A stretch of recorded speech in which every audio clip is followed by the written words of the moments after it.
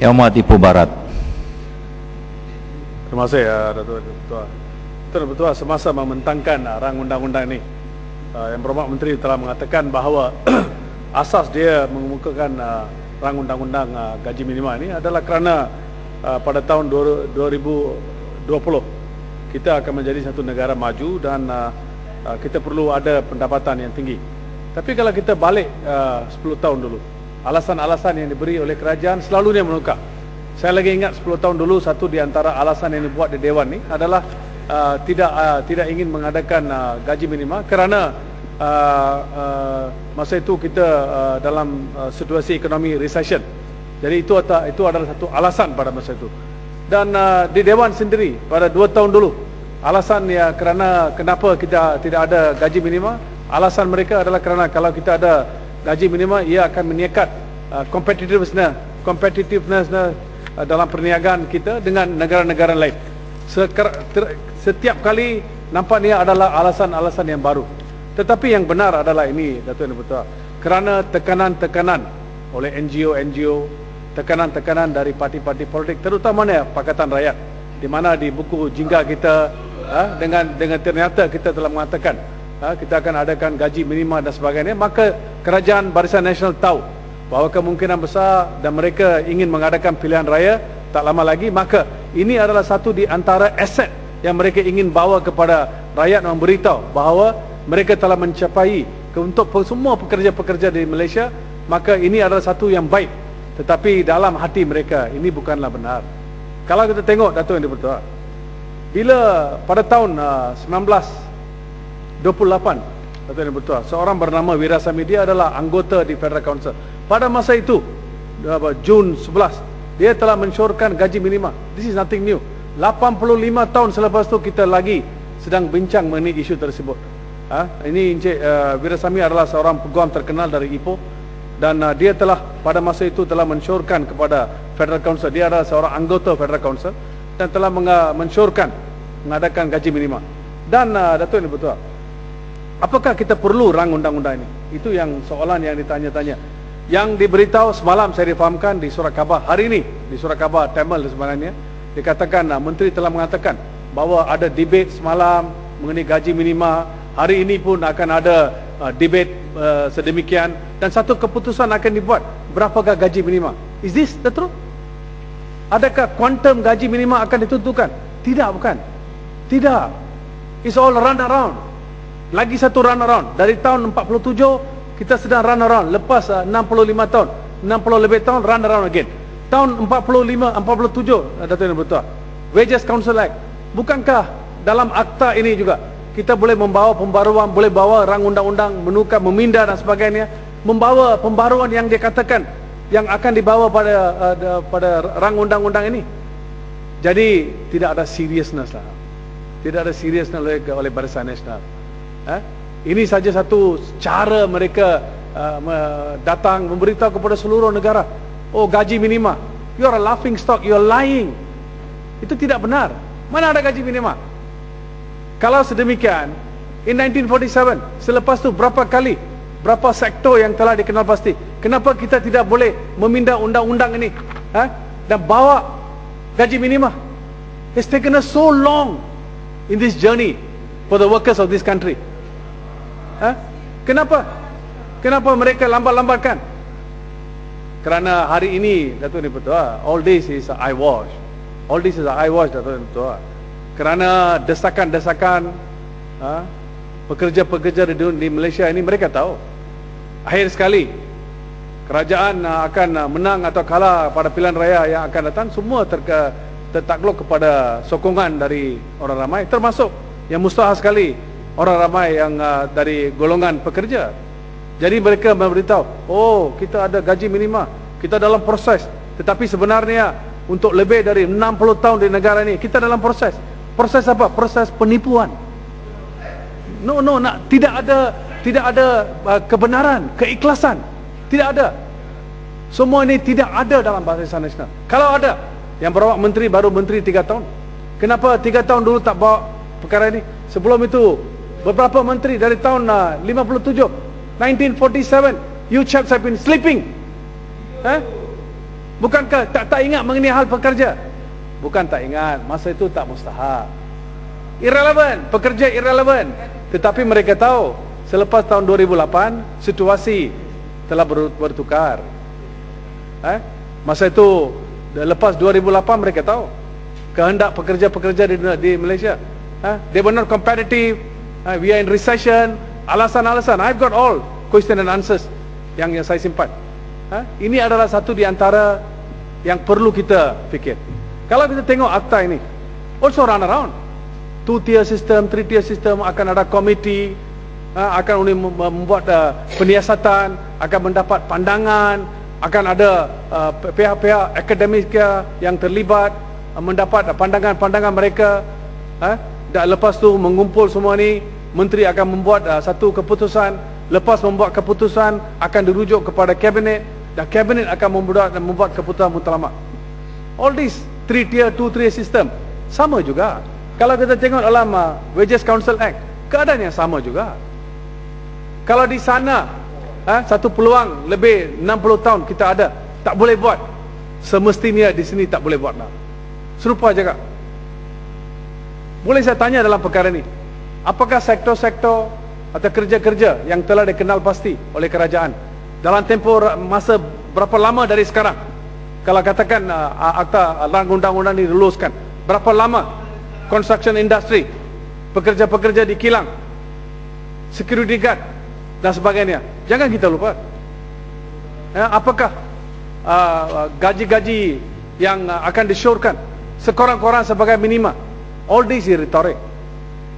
Kalau kerajaan serius, bila EPU membuat keputusan dalam analisa mereka mengatakan, kategori miskin tegak RM430 untuk Semenanjung, RM540 untuk Sabah, dan RM520 untuk Sarawak.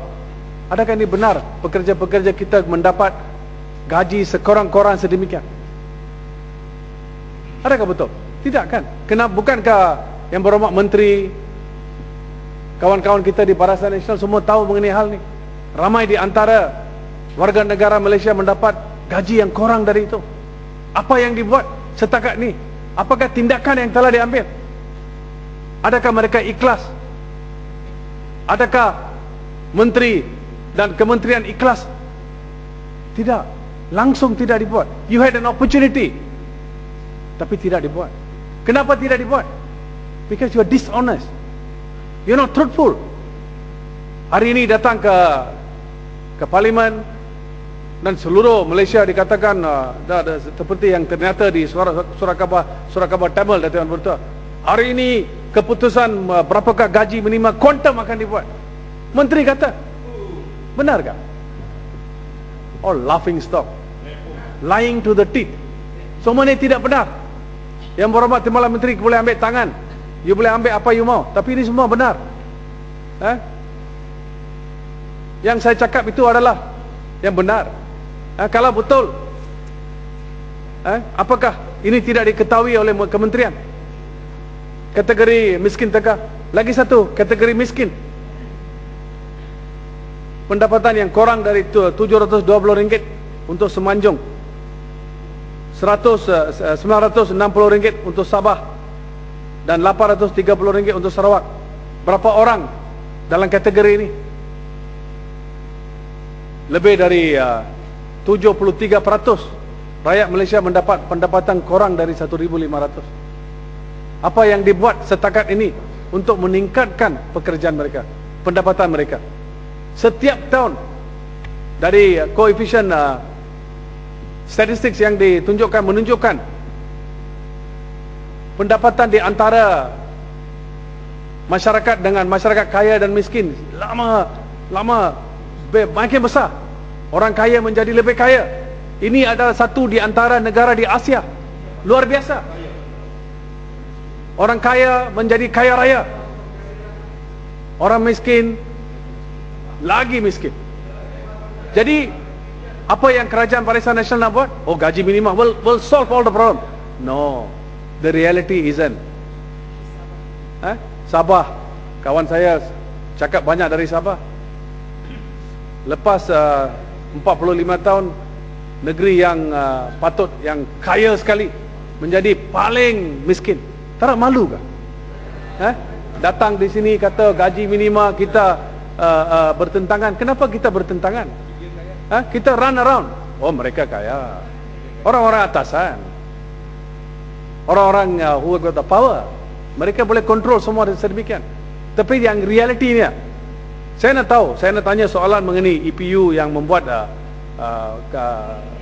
minimum untuk survival. Dan lagi satu adalah muda miskin, ialah golongan yang mempunyai pendapatan melebihi PGK, bermaksud the threshold di bawah 1,500 bagi kawasan bandar dan 1,000 ringgit bagi kawasan luar bandar. Macam mana ia boleh dicapai?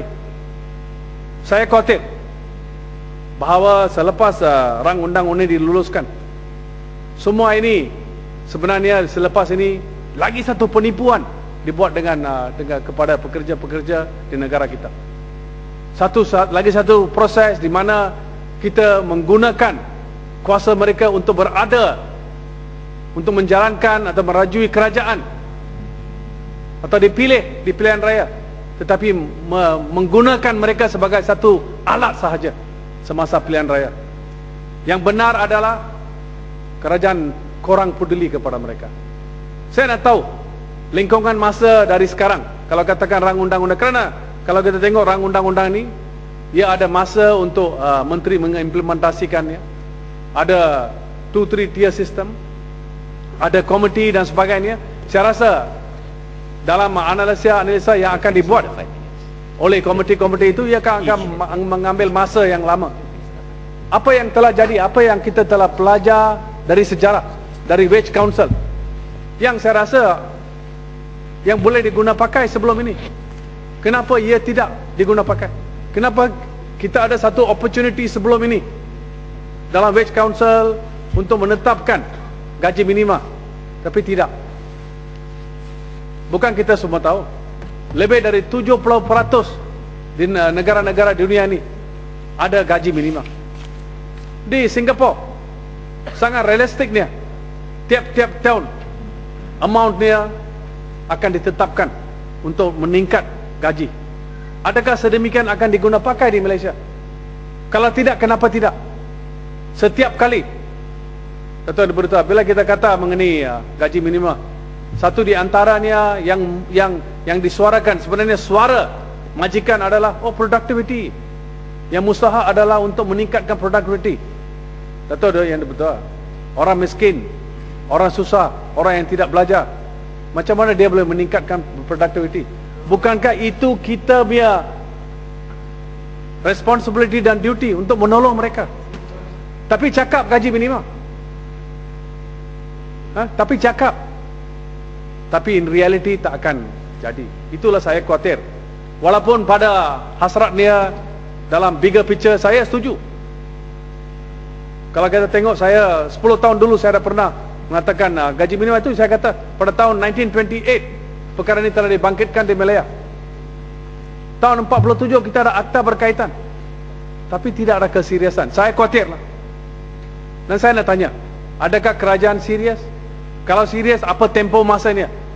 Dan apakah pekerjaan-pekerjaan dan swasta-swasta di mana ia akan dikenal pasti semua ini akan mendapat gaji minimum? Dan saya khawatir.